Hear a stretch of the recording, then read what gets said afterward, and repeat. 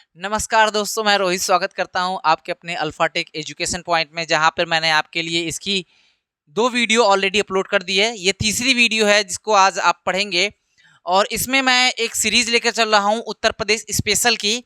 और इस उत्तर प्रदेश स्पेशल में मैंने वो टॉपिक उठाई है जहां से आपके क्वेश्चन बन रहे थे। मैंने प्रीवियस ईयर में देखा कौन-कौन सी टॉपिक से क्वेश्चन बन रहे हैं, उस टॉपिक को मैंने यहाँ पे हाईलाइट किया है और एक-एक क्वेश्चन को बाकायदे डिस्कस कर रहा हूं मैं, ताकि आपका एग्जाम बहुत अच्छी तरीके से कंडक्ट हो जाए और उसमें आपके नंबर भी इस टॉपिक से उठें।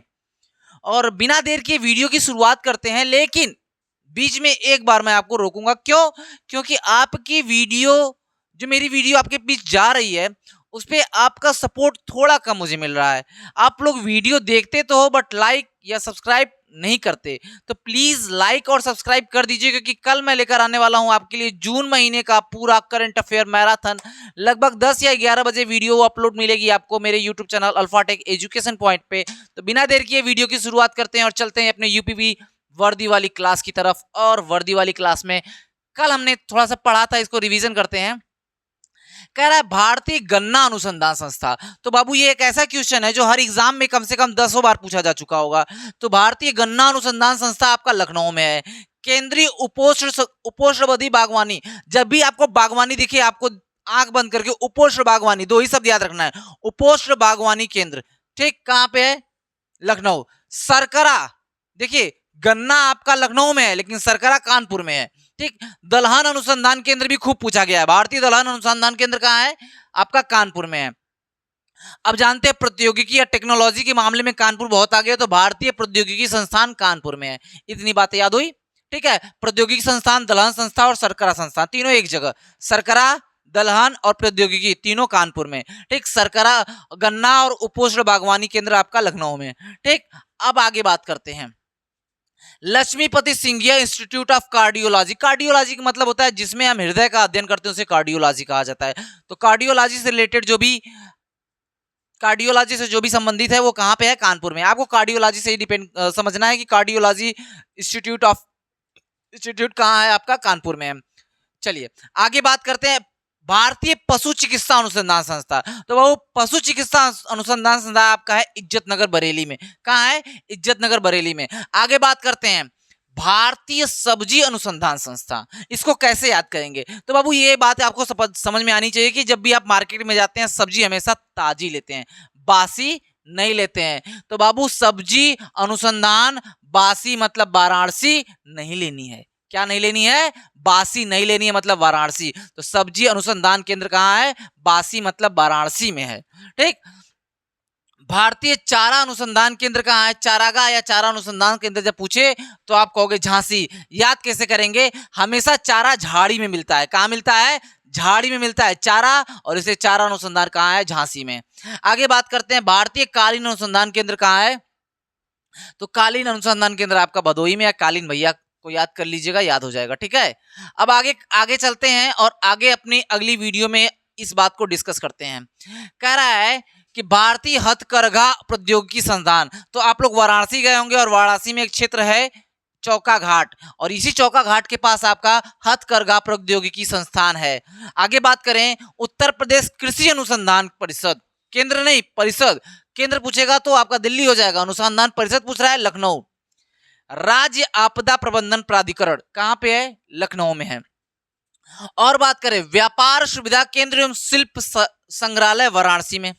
ये आपसे खूब पूछा जाता है। जैव प्रौद्योगिकी पार्क उत्तर प्रदेश लखनऊ में है। जैव प्रौद्योगिकी पार्क कहां पे है? आपका लखनऊ में। इसके पहले आपने पढ़ा उपोष्ण बागवानी लखनऊ में है। इसके पहले आपने पढ़ा गन्ना अनुसंधान केंद्र लखनऊ में है। ठीक, आगे बात करते हैं। उत्तर प्रदेश राज्य औद्योगिकी विकास लिमिटेड आपका कानपुर में है। वीवी गिरी राष्ट्रीय श्रम संस्थान नोएडा में है। उसके बाद आयुर्वेदिक विश्वविद्यालय खूब पूछा गया है, ये तो पूछेगा आपसे क्योंकि ये पॉइंट अलग है, हर एक चीज से अलग है। आयुर्वेदिक विश्वविद्यालय सैफई इटावा में। यूपी औद्योगिक सहकारी संघ लिमिटेड कानपुर में है और उत्तर प्रदेश वित्तीय निगम कानपुर में है। आगे बात करें उत्तर प्रदेश औद्योगिक निवेश निगम आपका कहाँ पे है? लखनऊ में। ये टॉपिक इतना इंपॉर्टेंट बन जाता है एग्जाम में, जब आप एग्जाम में बैठेंगे और इससे क्वेश्चन पूछे जाएंगे तो आपको समझ में आएगा ये एग्जाम के लिए कितने इंपॉर्टेंट है। चलिए आगे बात करते हैं, अगली स्लाइड की तरफ चलते हैं। अगली स्लाइड में भी यही टॉपिक है और इसी को डिस्कस करेंगे। कह रहे हैं उद्यमिता विकास संस्थान आपका लखनऊ में है, सुगंध एवं स्वास्थ्य विकास केंद्र आपका कन्नौज में है, और कन्नौज यूपी 71 के नाम से जाना जाता है। और सुगंध और स्वाद के इस नाम से जानेंगे क्योंकि आपको कन्नौज पता है कि इत्र के लिए जाना जाता है, इसलिए सुगंध और स्वाद का संबंध कहां से है? कन्नौज से है। और यहीं पर एक पक्षी विहार है जिसका नाम है लाख बहोसी पक्षी विहार। उत्तर प्रदेश वस्त्र प्रौद्योगिकी संस्थान को आप कैसे याद करेंगे? क्योंकि आपको पता है कि कानपुर को उत्तर भारत का मैनचेस्टर कहा जाता है, इसलिए कानपुर आपका वस्त्र प्रौद्योगिकी केंद्र है। आगे बात करें, उत्तर प्रदेश लघु उद्योग निगम लिमिटेड कानपुर में है, उत्तर प्रदेश निर्यात निगम लिमिटेड लखनऊ में है, और चमड़ा विकास प्राधिकरण एवं विपणन जो है आपका कहाँ गया? चमड़ा, ठीक, ये आपका आगरा में है। ठीक है। इलेक्ट्रॉनिक कॉर्पोरेशन लिमिटेड आपका लखनऊ में है। चीनी मिट्टी का उद्योग चुनार एवं खुर्ज में है। उत्तर प्रदेश हस्तशिल्प विकास एवं विपणन आपका लखनऊ में, और उत्तर प्रदेश राज्य औद्योगिक विकास प्राधिकरण आपका कानपुर में है। तो ये टॉपिक आपके लिए बड़ी इंपॉर्टेंट होती है हर एग्जाम के लिए, ना केवल उत्तर प्रदेश एग्जाम, ताकि आप कोई भी एग्जाम दे रहे हो ये टॉपिक आपसे पूछने की पूरी संभावना रहती है। अब चलते हैं अपने अगले टॉपिक पे, और ये देखिए, ये पिछली वीडियो का स्लाइड है, आप लोग वीडियो को पढ़िए पूरा, 2 वीडियो आपको पहले ही मिल चुकी है, ये तीसरी वीडियो है, और तीसरी वीडियो में हम लोग बात कर रहे हैं उत्तर प्रदेश के प्रमुख संस्थानों के बारे में। लेकिन अब बात करेंगे थोड़ा सा जनसंख्या के बारे में। कह रहे हैं उत्तर प्रदेश की जो जनसंख्या है, लगभग हर व्यक्ति 889 प्रति वर्ग किलोमीटर, जिसका जनसंख्या घनत्व बताया है। कह रहा है 2011 की जनसंख्या के गणना के दौरान 139 व्यक्ति प्रति वर्ग किलोमीटर, मतलब 1 वर्ग किलोमीटर में लगभग 139 व्यक्ति हैं। ठीक है, आगे बात करते हैं। कह रहा है सर्वाधिक जनसंख्या घनत्व वाले जिले, ठीक, अवरोही क्रम में, मतलब बढ़ते, पहले सबसे सर्वाधिक जनसंख्या वाले जिले, ठीक, फिर सबसे कम वाले बताएंगे। ठीक है,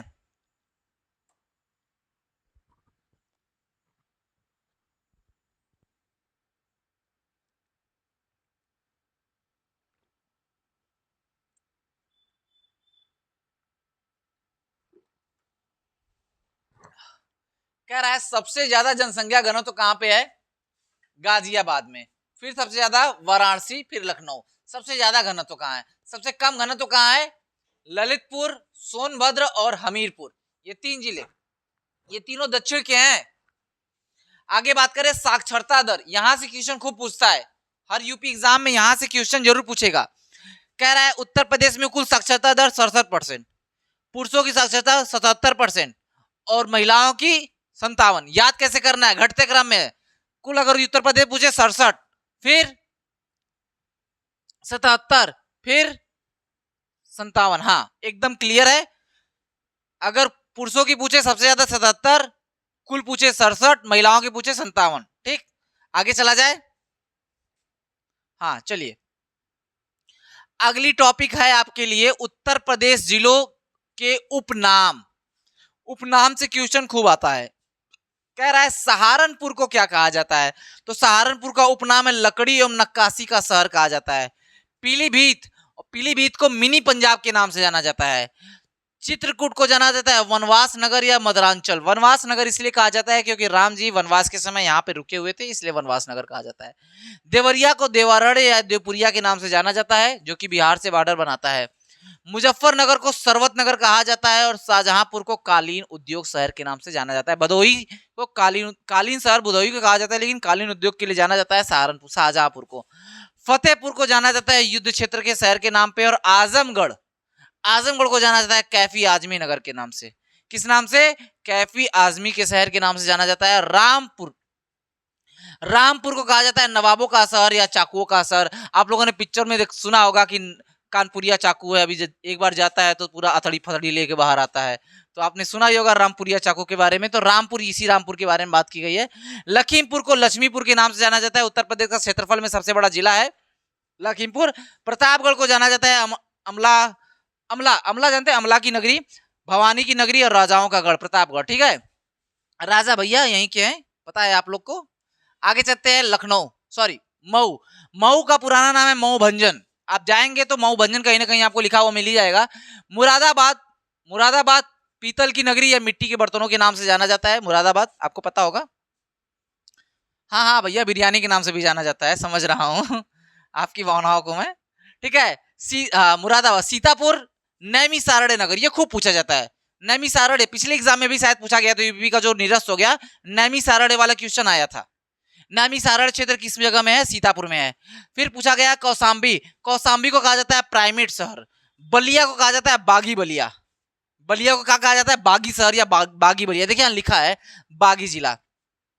फिर है आपका लखनऊ। लखनऊ को काफी नामों से जाना जाता है। कह रहा है नवाबों का शहर, बागों का शहर इसलिए कहा जाता है क्योंकि यहाँ एक आम पाया जाता है। इस आम का नाम आप बताएंगे। आमों का शहर, ठीक है, आमों का शहर कहा जाता है। नजाकत एवं नफसत का शहर कहा जाता है। यहाँ पर गाली भी दी जाती है तो बड़ी नजाकत से दी जाती है।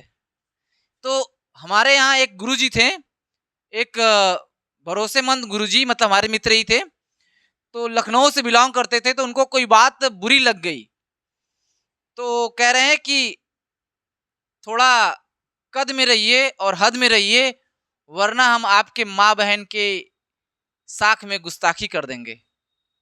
तो ऐसी उनकी गाली थी, जैसे लग रहा था कि हमारी तारीफ ही कर रहे हैं, लेकिन हमको बाद में पता चला वो तो गाली दे रहे थे। ठीक है, तो ये लोग, इसीलिए इनको कहा जाता है नवाबों का शहर एवं नजाकत का शहर।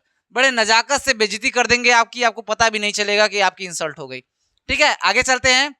हरदोई, हरिद्रोही। हरिद्रोही मतलब भगवान विष्णु के द्रोही, मतलब एक राक्षस था जो कि जिसका निवास स्थान हरदोई में था, इसलिए हरिद्रोही के नाम से हरिदोई इसका नाम पड़ गया था।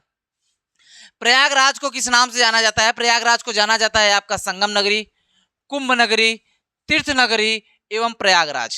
ठीक, ये सारे नामों से जाना जाता है। अमरूद नगरी के नाम से किसे जाना जाता है? प्रयागराज को। आम नगरी के नाम से किसे जाना जाता है? लखनऊ को। अब बात करते हैं जौनपुर।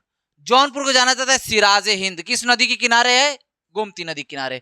अमरोहा, ज्योतिबा फूले, ज्योतिबा फूले का शहर कहा जाता है अमरोहा को। और ज्योतिबा फूले की एक पुस्तक खूब पूछी जाती है, गुलामगिरी। ज्योतिबा फूले की जो पत्नी थी सावित्रीबाई फूले, जिन्होंने पहली बार महिलाओं के लिए विद्यालय की व्यवस्था की थी। ठीक है, चलिए आगे चलते हैं और चलते हैं अगले स्लाइड की तरफ। कह रहा है उन्नाव को कहा जाता है चंद्रशेखर आजाद का शहर। बिजनौर को कहा जाता है कटहेर का क्षेत्र। गाजीपुर को कहा जाता है काशी का बहन। मेरठ को कहा जाता है क्रांति एवं कैंची का शहर। बदायूं को कहा जाता है निजामुद्दीन औलिया का शहर। अयोध्या को कहा जाता है भगवान की नगरी, साकेत धाम, रामनगर, राम जन्मभूमि। चंदौली को कहा जाता है चावल का कटोरा। बागपत को कहा जाता है बागों की नगरी। कन्नौज को कहा जाता है इत्र नगरी, खुशबू शहर, कान्यकुब्ज शहर। फिर उसके बाद गाजियाबाद को कहा जाता है मिनी दिल्ली, उद्योग शहर। वाराणसी को कहा जाता है बाबा विश्वनाथ की नगरी, मुक्ति नगरी एवं घाटों का शहर। फिर सुल्तानपुर को कहा जाता है कुशपुरा। अमेठी को कहा जाता है छत्रपति शाहजी महाराज का नगर। मथुरा को कहा जाता है कृष्ण नगरी, पेठा नगरी और पंडो का नगर। तो आज की वीडियो में केवल इतना ही। आपको वीडियो कैसी लगी? मुझे जहां तक लगता है कि वीडियो आपको बहुत पसंद आई होगी, और ऐसी वीडियो के लिए अल्फाटेक एजुकेशन पॉइंट को आप सब्सक्राइब, लाइक कर दिया करिए, ताकि हमारा जोश और होश इसी तरीके से बना रहे। धन्यवाद।